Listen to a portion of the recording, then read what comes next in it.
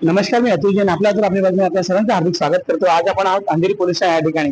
Police हा 24/7 फक्त लोकांसाठी काम करत असतात, पण त्यानंतर त्याच्या मागे त्यांची काळजी घेणार कोण? तर आपण बघितलं असेल की अशा पद्धतीने अनेक संस्था आहेत ज्या लोकांसाठी काम करत असताना पोलिसांसाठी सुद्धा त्यांची देखरेख कशी आपण देखभाल केली पाहिजे हे त्यांचं कर्तव्य समजत आपल्यासोबत रीना जाधव मॅडम आहेत.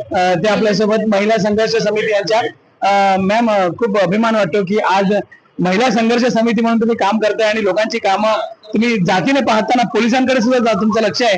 रीना मॅडम, आज medical camp Andheri police Thane या ठिकाणी तुम्ही घेतलाय, काय मनात विचार होते? नमस्कार, माझं नाव रीना जाधव आहे, महिला संघर्ष समिती.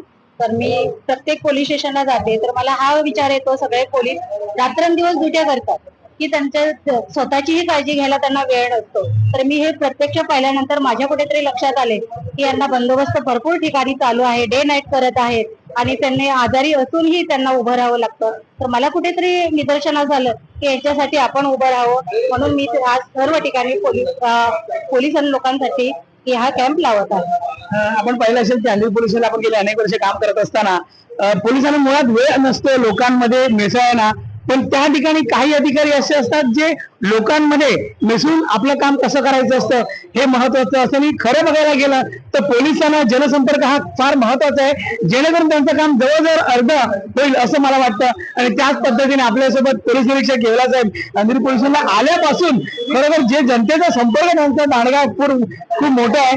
त्याला मी शुभेच्छा देईन. सर, अभिमान वाटतो की तुम्ही पोलीस खात्याचे जे बर्डन आहे ते बर्डनाच्या पलीकडे जाऊन जी लोकांची सेवा करायची असते, आपल्या कर्मचाऱ्यांची सेवा करायची असते, हे तुम्ही जातीन लक्षात आणि दुसरा कॅम्प मला या ठिकाणी तुम्ही घेताय.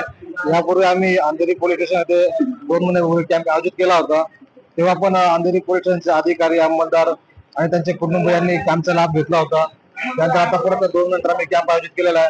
आता मध्यंतरी बंदोबस्त झाला होता, त्यामुळे त्यांच्यावरती ताणतणाव वाढला असेल. आणि आता सध्या उन्हाळ्याचे दिवस चालले, उन्हाळ्यामध्ये बऱ्याच वेळेस आपल्या हिटिंगचे प्रॉब्लेम होत असतात, त्याच्यामुळे शरीरावरती ताण पडत असतो.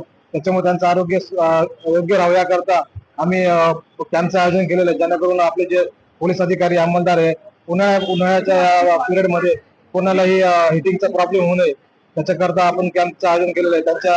त्यांच्या शरीर रचनेनुसार त्यांना काय म्हणजे काय त्यांच्यात कमतरता आहे ते पण आपण त्यांना उपचार करणार आहोत तिथं त्या कॅम्पमध्ये.